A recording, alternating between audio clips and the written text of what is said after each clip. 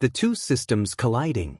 There are two divine programs running through Scripture, Israel's kingdom program and the body of Christ's mystery program.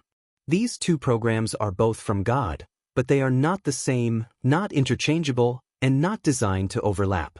Israel's program is earthly, rooted in covenants, promises, land, law, and a coming kingdom ruled by Messiah. The body's program is heavenly, rooted in grace, a new creature, no covenants, and a calling above. Israel's program was revealed since the world began. The body's program was hidden since the world began and revealed only to Paul. When a believer doesn't know these distinctions, the categories collapse, and everything becomes foggy. That fog, that blur, is exactly what pulls a sincere Christian man into a synagogue thinking, they must know what's best. He's not rebellious. He's not drifting. He's simply standing at the intersection of two systems without knowing there are two systems. And when the categories blur, the lanes blur. And when the lanes blur, the believer drifts into a lane never designed for the body of Christ. Why this Christian man is confused, 50 to 60 reasons. Each one is a real-world symptom of the blur. He sees Jesus as a Jewish rabbi and assumes following a rabbi means becoming more Jewish. He reads the Gospels without knowing they are still under the law. He sees Jesus attending synagogue and thinks that's the model for the church. He hears, salvation is of the Jews, and assumes spiritual authority still flows through Judaism. He sees the apostles keeping feasts and thinks he should too. He reads Matthew 5-7 and thinks the Sermon on the Mount is the church's constitution. He sees Jesus telling people to obey Moses and thinks that applies to him. He hears, the lost sheep of the house of Israel, and thinks he must join Israel to be closer to God. He sees early believers meeting in synagogues and assumes that's the ideal model. He doesn't know the difference between the gospel of the kingdom and the gospel of the grace of God. He doesn't know Paul's apostleship is unique and separate from the 12. He thinks the church is a continuation of Israel instead of a new creature. He thinks the new covenant is directly for him instead of for Israel. He thinks the law still has spiritual authority over him. He thinks Jewish tradition equals spiritual depth. He sees Hebrew words and assumes Hebrew equals holiness. He hears Jewish music and feels it must be more authentic. He sees Jewish culture as closer to the roots, and therefore closer to God.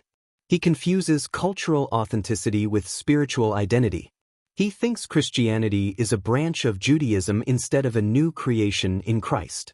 He sees Jesus fulfilling the law and thinks he must help fulfill it too. He hears about feasts and thinks they're required for spiritual maturity. He sees Israel as God's chosen people and thinks joining them increases his status. He doesn't know the body of Christ is neither Jew nor Gentile. He thinks Jewish rabbis have deeper insight because of heritage. He confuses Jewish ethnicity with spiritual authority.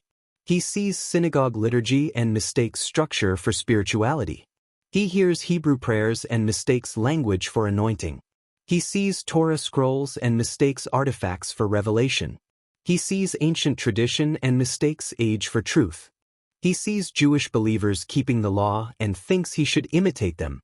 He doesn't know the law was never given to Gentiles. He doesn't know the law was a covenant with Israel alone. He doesn't know the body of Christ is under grace, not law. He doesn't know the middle wall of partition is gone. He doesn't know the body is seated in heavenly places, not earthly promises. He doesn't know Israel's hope is earthly kingdom, the body's hope is heavenly glory. He doesn't know Israel's program includes signs, wonders, and feasts. He doesn't know the body's program includes none of those requirements. He sees Jewish symbolism and thinks it unlocks spiritual secrets. He sees rabbis teaching Torah and thinks Torah is the highest revelation. He doesn't know Torah is elementary school compared to the mystery. He sees synagogue reverence and mistakes solemnity for spirituality.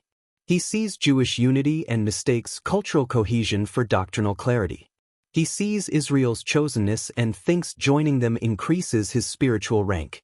He sees Jewish suffering and thinks it grants spiritual authority. He sees Jewish history and thinks it grants interpretive superiority. He sees Jewish customs and thinks they are required for holiness. He sees Jewish identity and thinks it is spiritually transferable. He sees Jewish roots and thinks the church must graft itself back into Israel. He doesn't know the body is not grafted into Israel, only Gentiles in the kingdom program were. He doesn't know the body is a brand new organism, not a branch. He doesn't know the mystery was hidden from Israel. He doesn't know synagogue worship belongs to the Old Covenant world. He doesn't know the body of Christ is not under covenants at all. He doesn't know the synagogue is built around Moses, not Paul.